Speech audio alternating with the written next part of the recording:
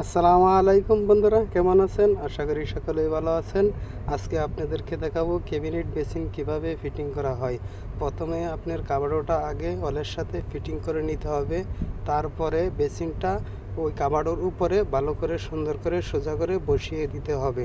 বসানো শেষ হলে উপরে একটা মার্বেল টাইলস আছে, টাইলসটা বসাইয়ে দিতে হবে।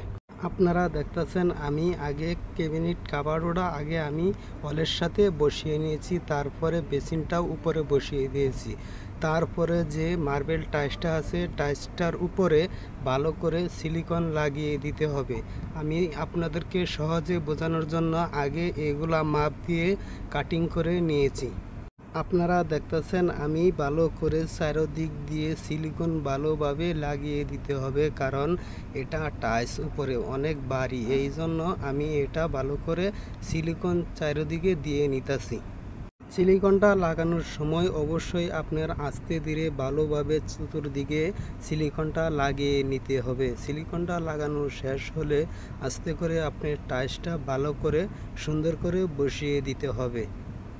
সিলিকন দা লাগানোর উদ্দেশ্য হলো আপনি সহজে তাড়াতাড়ি লাগাইতে পারবেন এবং আপনার ভালো মজবুত হবে এবং পরবর্তী খোলার সময় আপনার ইজি হবে।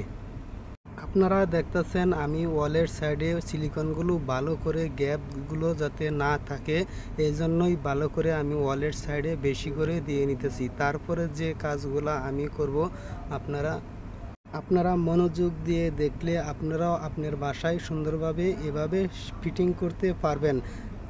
সিলিকনটা প্রায় লাগানো শেষ হয়ে গেছে। শেষ হওয়ার পরে যে টাইলস পিসটা আপনারা ভালোভাবে ধরে বসাতে হবে যাতে এদিক সেদিক না হয়, কারণ এটা মার্বেল টাইলস, যদি একটু এদিক সেদিক হয় তাহলে পরে যেয়ে ভেঙে যাওয়ার সম্ভাবনা আছে। এই জন্য আমরা ভালো করে ধরে এবং বেসিনের উপরে সেমভাবে বসিয়ে দিতে হবে এবং মেজারমেন্ট আপনাদের চতুর্দিকে ঠিক থাকতে হবে।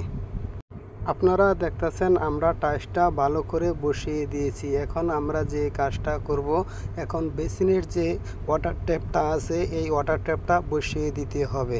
এই ওয়াটার ট্যাপটা হচ্ছে মিক্সার ওয়াটার ট্যাপ। আপনারা দেখতেছেন মিক্সার ওয়াটার ট্যাপের যে নাটগুলো আছে প্রথমে আপনার খুলে নিতে হবে। তারপরে বেসিনের সেন্টারে যে হোলটা আছে এই সেন্টারের হোলের সাথে বেসিনের ওয়াটার ট্যাপটা ভালো করে বসিয়ে দিতে হবে এবং নিচের দিক দিয়ে বেসিন ওয়াটার ট্যাপের যে নাটগুলো আছে এই নাটগুলো টাইট দিতে হবে এবং অ্যাঙ্গেল ওয়েলের সাথে যে বেসিনের ওয়াটার ট্যাপের যে দুইটা হস আছে এটি ভালোভাবে জয়েন করে দিতে হবে।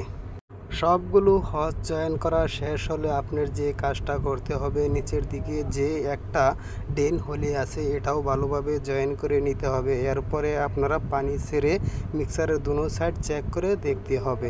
সব কিছু সম্পূর্ণ হওয়ার পরে আপনার বেসিনটা অনেক সুন্দর এবং ভালো লাগবে। আপনারা দেখতেছেন সবগুলা ফিটিং করা শেষ, এখন অনেক ভালো লাগছে।